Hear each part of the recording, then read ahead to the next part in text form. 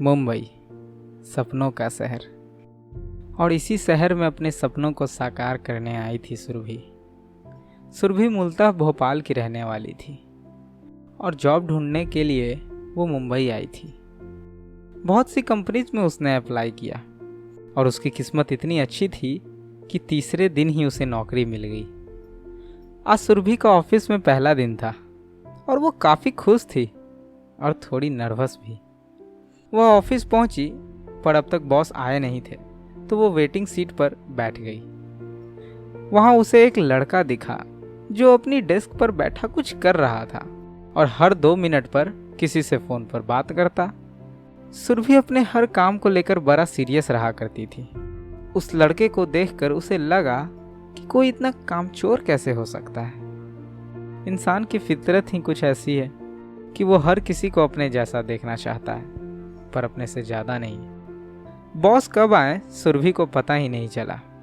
Secretary ने उसे boss के कैबिन में आने को कहा। बॉस ने उससे कुछ भी नहीं पूछा और आदित्य को बुलाया और उससे कहा कि ये सुरभि है, इसे तुम अपने बगल वाले डेस्क पर ले जाओ और इसे काम बता दो। सुरभि ने उसे देखा तो उसने देखा कि ये तो वही लड़का है जिसे उसने अभी बाहर देखा था। उसने मन में ही कुछ कहा कि ये कामचोर मुझे काम सिखाएगा। आदित्य ने उसे उसकी जगह दिखाई और उसे उसके काम के बारे में बता दिया। सुरभि चुपचाप अपना काम करने लगी।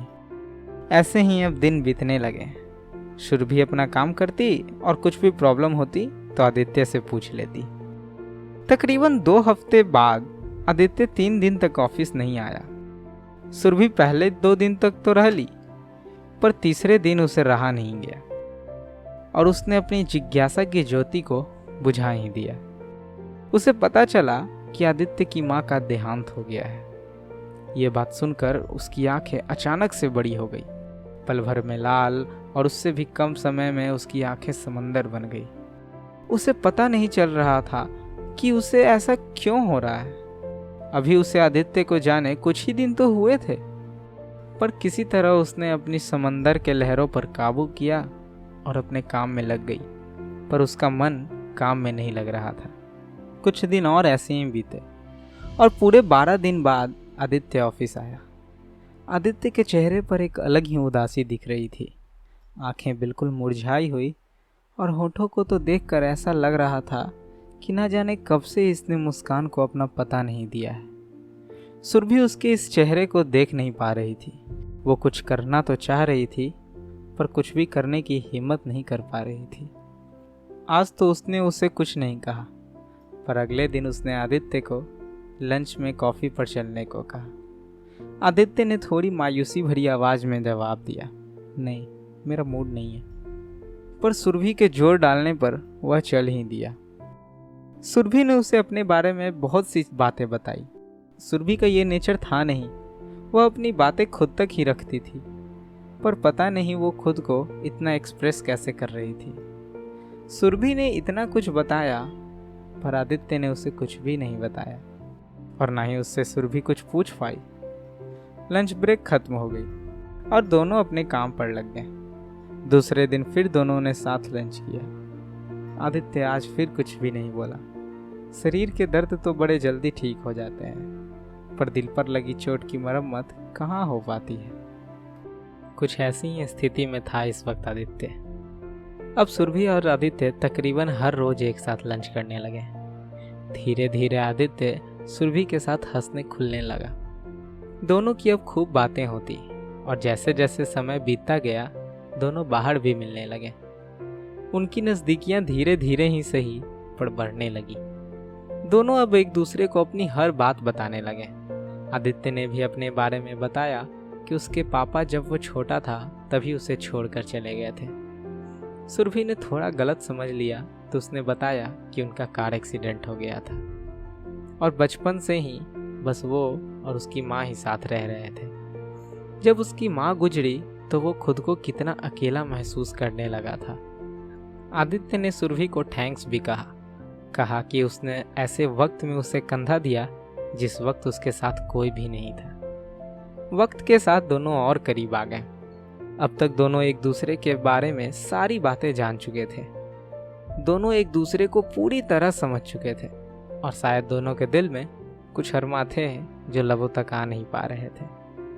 मोहब्बत की यही तो करिश्मा है, आपको उसके साथ होने की खुशी से ज़्यादा उससे बिछड़ जाने का डर रहता है, और शायद इसी डर ने उनके दिल में डेरा जमा लिया था।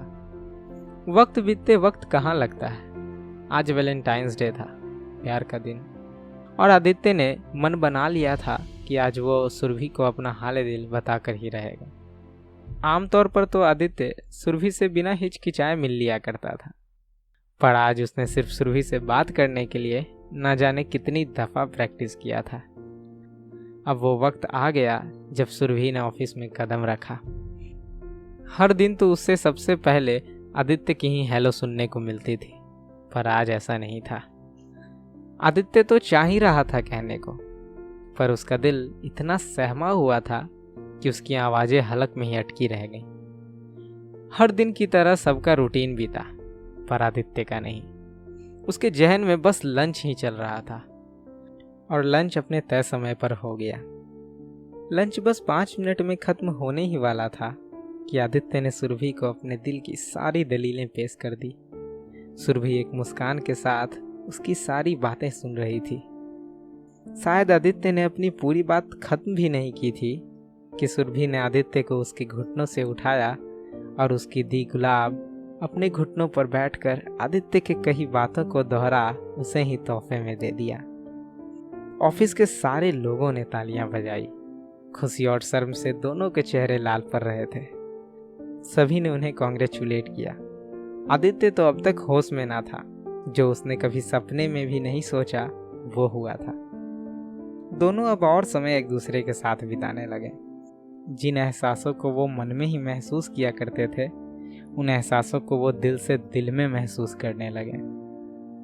हर रोज ऑफिस में मिलना, हर शाम वो पार्क में मिलना, हर रात बातों का नया सवेरा, जिंदगी को बड़े तस्कीन से जी रहे थे वो। हर दिन की तरह वो दोनों ऑफिस के कैफेटेरिया में लंच कर रहे थे। तभी सुरभि को उसके बचपन का दोस्त आलोक दिखा, जो उसकी तरफ बढ़ रहा था, पर सुरभि से रहा नहीं गया और उसने आवाज देकर उसे बुला लिया। सुरभि ने पूछा, अरे आलोक, तुम यहाँ कैसे? तो आलोक ने कहा, बस तुमसे मिलने का मन किया तो चला आया। तो फिर सुरभि ने कहा, झूठ तो मत ही बोल तू, मैं भी जानती हूँ कि तू मुझसे कितना मिलने आ सकता है। आलोक ने मुस्कुराते हुए कहा, मैंने तो बस यूं ही कह दिया। मैं तो यहाँ जॉब के सिलसिले में आया हूँ। आज इंटरव्यू है, पहले पहुँच गया तो सोचा यहाँ वेट कर लूँ, पर अब तो लगता है कि बस अब यहाँ किसी तरह वेटर बना रहूँ कि तुझे हर रोज देखता रहूँ। सुरभि ने कहा, अच्छा तू और वेटर, काश तुझे वेटर की ही जॉब मिले। लंच ब्रेक खत्म हो गई। सुरभि और आदित्य दोनों ने आलोक को बाय किया और अपने डेस्क पर चले गए। फिर अगले दिन आलोक ने सुरभि को कॉल किया और कहा कि ब्रेक के वक्त वो उसे कैफेटेरिया में मिले। आदित्य और सुरभि ने आलोक से मुलाकात की, बातें की और फिर अपने काम पर लौट आए। तकरीबन 10 दिन बीते तो आलोक ने फिर सुरभि को कॉल किया और उसे बताया कि उसकी नौकरी बगल वाले कंपनी में ही लगी है। सुरभि ने उसे कॉन्ग्रेचुलेट किया और फोन रख दी। अगले दिन जब सुरभि की शिफ्ट ओवर हुई और आदित्य के साथ जब वो ऑफिस के मेन गेट पर पहुंची तो देखा कि आलोक अपने कार में उसके गेट पर ही मौजूद था। सुरभि ने फौरन उससे पूछा, ये क्या है और किस लिए? तो आलोक ने बस उसे बैठने को कहा। आदित्य पिछली सीट पर और सुरभि आगे की सीट पर बैठ गई। फिर तीनों उस पार्क में गए जहां रोजाना सिर्फ आदित्य और सुरभि जाया करते थे। यह सिलसिला अब रोज का हो गया। पहले कुछ दिन तो आदित्य भी खुश था, पर समय के साथ अब उसे इनसिक्योर फील होने लगा। जो रोजाना आदित्य से उतनी बातें किया करती थी, अब उसका शायद आधा भी नहीं किया करती। आदित्य को अब आलोक से जलन होने लगी और उसकी सिक्स्थ सेंस ने शायद उसे कुछ इशारा दे दिया था, जिसकी वजह से उसके बिहेवियर में बदलाव होने लगे। आदित्य की सारी कसक अब उसके मन में कैद रहने लगी। वो कई बार बरस जाने की कोशिश करती, पर आदित्य के दिल ने मौसम को कभी बरसाती होने ही नहीं दिया। अब धीरे धीरे आदित्य और सुरभि के बीच लड़ाइयाँ होने लगी। समय बढ़ते जा रहा था और लड़ाइयाँ भी। हमारा दिल भी किसी जज्बात को एक समय के लिए ही सहेज कर रख सकता है, कभी ना कभी वो बाहर आ ही जाते हैं। अब जब जब आलोक को पता चलता कि सुरभि की आदित्य से लड़ाई हुई है, वह उसे कंधा देने चला जाता। चूंकि अब लड़ाइयाँ बढ़ रही थी तो आलोक को सुरभि के साथ और वक्त बिताने को मिल रहा था, और आलोक की यही चाहत ही थी। अब तक आलोक के लिए हर चीज़ें अच्छी हो रही थी, और फिर एक दिन आदित्य और सुरभि की बहुत ज़्यादा कहासुनी हो गई। इतनी कि सुरभि सीधे आलोक के घर पहुंच गई। जो आलोक खुद सुरभि के घर जाता था, आज सुरभि उसके घर पर थी।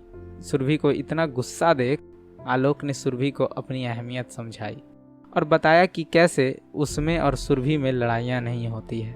आलोक ने कहा कि हम दोनों एक दूसरे को बचपन से जानते हैं और आदित्य महज 1 साल से तुम्हें जानता है, वो क्या तुम्हें खुश रखेगा। इतना सब कुछ कहकर आलोक ने सुरभि को प्रपोज कर दिया। सुरभि के बहते आंसू अचानक से रुक गए। उसके माथे की शिखर और गहरी हो गई, उसकी दिल की धड़कनें और तेज हो गईं। तकरीबन 5 मिनट बाद सुरभि ने कहा, हाउ डेयर यू, तुमने सोच भी कैसे लिया कि मैं तुमसे प्यार करूंगी। मुझे क्या समझते हो तुम, आज यहाँ कल वहाँ। मैं आज तक तुम्हें अपना अच्छा दोस्त मानती थी, पर अब मुझे समझ आ गया कि तुम्हारी सोच क्या थी। जब से तुम आए हो मेरे और आदित्य के झगड़े बढ़ते ही चले गए, पर मैंने कभी ये नहीं सोचा कि क्यों, पर अब मुझे सब कुछ समझ आ गया है। इतना ही सुरभि ने कहा और फौरन आदित्य के घर के लिए निकल दी। सुरभि की आंखें आंसुओं से लबालब थी। आवाज पता नहीं किस कोने में अटक गई थी, दिल पता नहीं किस रफ्तार में थी, पर किसी तरह उसने आदित्य से आंखों में आंसुओं के काजल को ही सजाकर उससे माफी मांग ली। आदित्य ने बिना कुछ जवाब दिए ऊपर चला गया। सुरभि सॉरी सॉरी की चीखें लगाती रह गई, पर आदित्य के कानों पर जू तक नहीं रहेंगी। सुरभि के आंसू अब बाढ़ का रूप ले चुके थे और बिना कोई सीमा के टपकते ही जा रहे थे। सांसों ने तो रुकने तक की धमकी दे दी थी, धड़कनों ने धीमा होना शुरू भी कर दिया था। पर अचानक आदित्य नीचे आया और अगले ही पल घुटनों पर बैठ सुरभि को शादी के लिए प्रपोज कर दिया। जो आंसू बाढ़ का रूप ले चुके थे, जो रुखसार मुरझाए से लाल हो गए थे, जो लब खुद ही एक दूसरे पर बैठ गए थे, जो कभी उसे अखर रहे थे, अब वही सुरभि के जीनत थे। आदित्य ने उससे कहा कि लड़ाइयाँ तो मोहब्बत का हिस्सा हैं, पर लड़ाइयों से मोहब्बत का हिस्सा ना हो, ये हमारी मोहब्बत ने सिखाया है। तो क्या तुम मेरी मोहब्बत का हिस्सा। इससे पहले कि आदित्य अपनी बातें पूरा कर पाता, सुरभि ने आदित्य के हाथों से अंगूठी ली और घुटने पर बैठ आदित्य की सारी कही बातें उसे दोहरा दी। आदित्य ने सुरभि को उठाया, गले से लगाया और तकरीबन 2 महीने बाद दोनों ने बड़े धूमधाम से शादी कर ली। तो आज की कहानी में बस इतना ही। मोहब्बत में मुश्किलें कितनी भी क्यों ना आ जाएं, पर वो मुकम्मल होने के किसी मुमकिन रास्ते को ढूंढ ही लेती है। आदित्य और सुरभि की मोहब्बत मुकम्मल थी, पर कुछ दरारों ने मुश्किलें खड़ी कर दी थी। पर चूंकि उनकी मोहब्बत मुकम्मल थी, तो वो अपने मुकाम तक पहुंच ही गई।